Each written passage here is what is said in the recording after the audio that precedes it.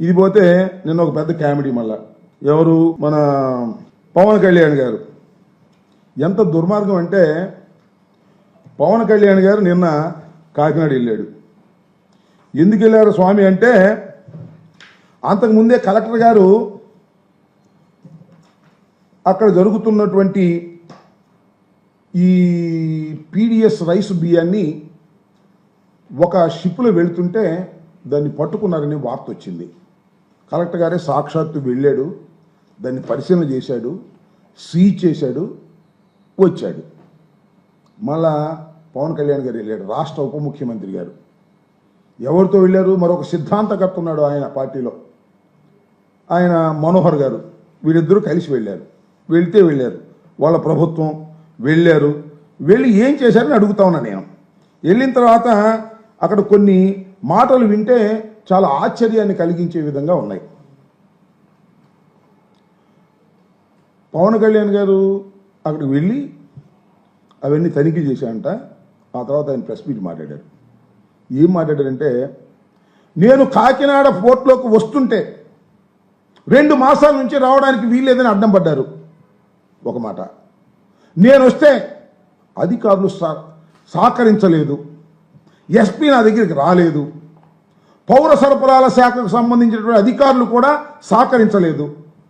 నేను సముద్రంలోకి వెళ్ళి ఆ పోర్ట్లో ఉన్నటువంటి ఒక ఓడలో జరిగేటటువంటి కార్యక్రమం చూడాలని బయలుదేరితే, మీరు వెళ్ళొద్దు సార్, రఫ్గా ఉంది, మీరు వెళ్ళటం ప్రమాదకరం అని చెప్పారు. అయినా సాహసం చేసి నేను వెళ్ళాను. చాలా గొప్పగా సాహసం చేసి వెళ్ళాను, చూశాను, పట్టుకున్నాను. అంతకుముందు పట్టుకుందే, కొత్తగా పట్టుకుందేం కాదు.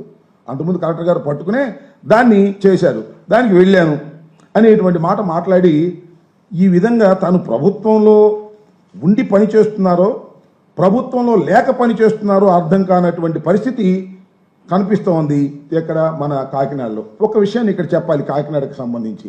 Kakinada port anchor port.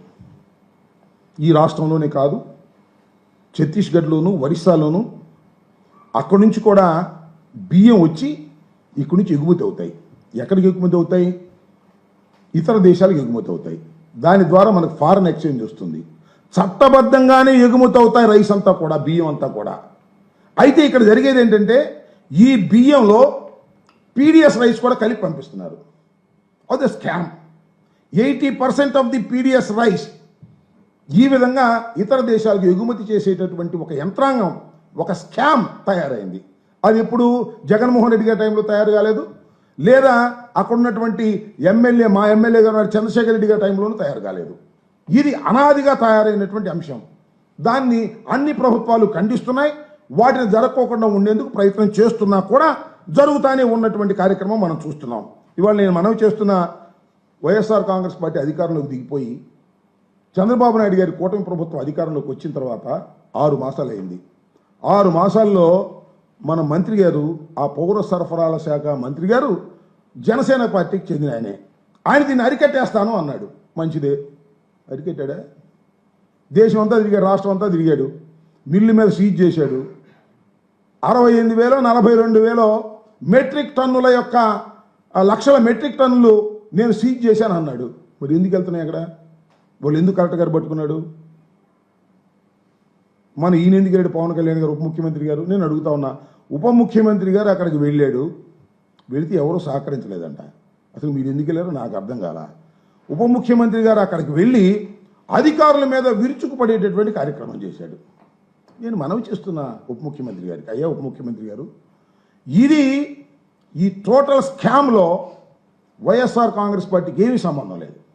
మీ ప్రభుత్వం అధికారంలో ఉంది, మీ ఎమ్మెల్యేలు అక్కడ ఉన్నారు, మీ ఎమ్మెల్యేలే దీనికి ప్రధానమైన కారకులు అని ఈ సందర్భంగా నేను చెప్పదలుచుకున్నాను. సాక్ష్యాధారాలతో కూడా అవసరమైతే నిరూపించడానికి సిద్ధంగా ఉన్నాం. మొత్తం ఉన్నటువంటి 164 మంది ఎమ్మెల్యేలు కూడా పీడిఎస్ రైస్లో దొంగతనం చేసే కార్యక్రమంలో వారు కూడా పాలు పంచుకునేటువంటి కార్యక్రమం ఉన్నారు. ప్రతి నియోజకవర్గంలోనూ 5 లక్షలు, 10 లక్షలు, 20 లక్షలు, 50 లక్షలు, ₹1,00,00,000 వరకు నెలవారీగా మామూలు తీసుకునే కార్యక్రమం ఎమ్మెల్యేలు చేస్తున్నారు. మీ ఎమ్మెల్యేలేమో శుభ్రంగా మామూలు తీసుకొని పీడిఎస్ రైస్నేమో మిల్లర్లకు పంపించి, ఆ మిల్లర్ల దగ్గర నుంచి వాడల్లోకి ఎక్కించి పంపించే కార్యక్రమం చేస్తున్నారు. మీరేమో అధికారుల మీద కేకలేసే కార్యక్రమం చేస్తున్నారు. మీరు వెళ్తే నేను అడుగుతా ఉన్నాను సార్ పవన్ కళ్యాణ్ గారిని, ఈ రాష్ట్ర ఉప ముఖ్యమంత్రి గారిని, అయ్యా మీరు వెళ్తే అధికారులు మీకు సహకరించలేదని నిప్పులు జరుగుతున్నారు కదా, అది ఎందుకు సహకరించలేదు? అసలు మీరు అధికారంలో ఉన్నారు కదా. బహుశా ముఖ్యమంత్రి గారు, మాకు అనుమానం వస్తుంది, ముఖ్యమంత్రి గారు మీరు వెళ్తే సహకరించొద్దని ఏమైనా చెప్పారా? లేకపోతే లోకేష్ బాబు గారు మీరు వెళితే అధికారులు ఎవరు సహకరించకూడదని చెప్పారా? ఉప ముఖ్యమంత్రి గారు అంటే చిన్నవారు కాదు కదా. 21 సీట్లు పోటీ చేస్తే 21 సీట్లు గెలుచుకున్నటువంటి వ్యక్తి, 100% స్ట్రైక్ రేట్ ఉన్నటువంటి వ్యక్తి ఎవరు? మన పవన్ కళ్యాణ్ గారు. ఆ పవన్ కళ్యాణ్ గారు వెళ్తే అధికారులు సహకరించలేదని చెప్పడానికి ఐ నాట్ ఫీలింగ్ షై. అధికారులు మీరు సహకరించకపోతే మీరు ఏం చేయాలి? అసలు మీరు ప్రభుత్వంలో ఉన్నారా, ఇంకా ప్రశ్నించే ధోరణిలో ఉన్నారా?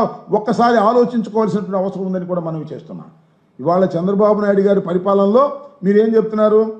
చంద్రబాబు నాయుడు గారు 5 సంవత్సరాలే కాదు, ఇంకో 5 సంవత్సరాలు కూడా ఈ రాష్ట్రాన్ని పరిపాలన చేయాలి, 10 సంవత్సరాలు ఈ రాష్ట్రాన్ని పరిపాలన చేయాలి అంటున్నారు. చేసుకొని మాకేమో మీ ప్రభుత్వం మళ్ళీ తిరిగి అధికారంలోకి వచ్చిన రోజున మళ్ళా చంద్రబాబు నాయుడు గారిని ముఖ్యమంత్రిగా చేసుకోండి. ఇన్ని పాపాలు చేసి మళ్ళీ తిరిగి మీ రాష్ట్రంలో, ఈ రాష్ట్రంలో మళ్ళీ మీరు అధికారంలోకి వచ్చేటటువంటి ప్రశ్న ఉద్భవిస్తుందని మీరు అనుకుంటే అది మీరు పప్పులో కాలేసినట్లు లెక్క. మళ్ళీ తిరిగి చంద్రబాబు నాయుడు గారినే మీరు అధికారంలోకి తీసుకొచ్చి ఆయన్నే ముఖ్యమంత్రిగా చేయాలంటే మాకేం బాధ లేదు. ఏదైనా బాధపడాల్సి ఉంటే లోకేష్ బాబు బాధపడాల్సింది తప్ప మాకేమీ సంబంధం కూడా లేదని మనవి చేస్తున్నా.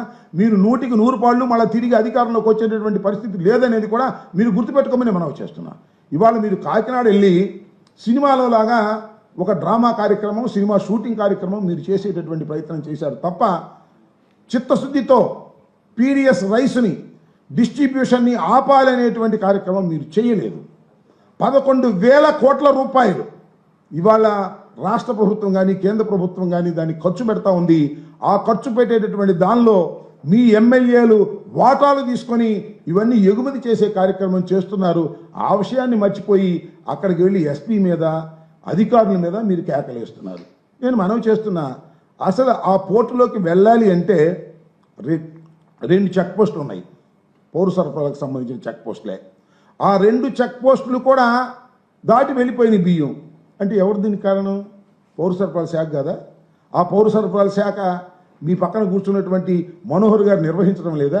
అది జనసేన పార్టీకి సంబంధించిన వాళ్ళు నిర్వహించడం లేదా? మరి దీనికి మీరు బాధ్యులేంటి? నిజంగా ఇదే నిజమైతే, ఈ స్కామ్ నిజమైతే ముందు పౌర సరఫరాల శాఖ మంత్రి రాజీనామా చేయాలి, ఆ తర్వాత మీరు చేయాలి. చివరికి మీ బాధ్యత రాహిత్యంగా బాధ్యత వదిలేసి మీరు ఎవరి మీద విమర్శ చేస్తున్నారు? ఆ వెళ్ళిపోయినటువంటి చంద్రశేఖర్ మీద విమర్శ చేస్తున్నారు, చంద్రశేఖర్ రెడ్డి గారి మీద. ఇవాళ ఆయన మీద విమర్శ చేస్తే ఏం ఉపయోగం అని మనం చేస్తున్నాను. కాబట్టి ఒక దారుణమైన పరిస్థితుల్లో మీరు ప్రవర్తన చేస్తున్నారు. చాలా దురదృష్టకరమైనటువంటి ప్రయత్నం మీరు చేస్తున్నారు. మిమ్మల్ని మీరే దూషించుకుంటున్నారు, మిమ్మల్ని మీరే విమర్శించుకుంటున్నారు. ఆ ఎస్పీని మీరే విమర్శిస్తారు, పౌర సరఫరాల శాఖలను కూడా మీరే విమర్శిస్తారు, ఈ ప్రభుత్వాన్ని మీరే విమర్శిస్తారు. కానీ ఈ ప్రభుత్వంలో బాధ్యత మాదేనంటారు. ఆ బాధ్యత చేపట్టే పరిస్థితుల్లో లేదు. ఇది చూస్తే మాకు చాలా విచిత్రం వేస్తుంది.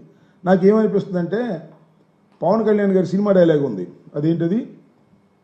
నాకు తెక్కుంది దానికో లెక్క ఉంది, నాకు తెక్కుంది దానికో లెక్క ఉంది. ఇదంతా చూస్తే మీకు లెక్కలేనంత తెక్కున్నట్టుగా అర్థమవుతుంది. ప్రభుత్వంలో మీరుంటారు, ఎస్పీని విమర్శిస్తారు. ప్రభుత్వంలో మీరుంటారు, పౌర శాఖ అధికారులను విమర్శిస్తారు. ప్రభుత్వంలో మీరుంటారు, ఎవరి మీదో కేకలేస్తారు. అదేమంటే ఇది చాలా వండర్ఫుల్ పోర్ట్, దీని ద్వారా చాలా ప్రమాదకరమైన అంశాలు జరిగే ప్రమాదం ఉంది, ఆర్డీఎక్స్ వస్తుంది, అవి కసప్లాగా ఎవరో వచ్చి దుండగులు దీని మీద వచ్చేసి కాల్పులు జరిపేసి ఈ దేశానికి రక్షణ లేకుండా పోతుందని కొత్త కొత్త విషయాలు చెప్పేస్తారు. మాకు అర్థం కాదు ఇదంతా.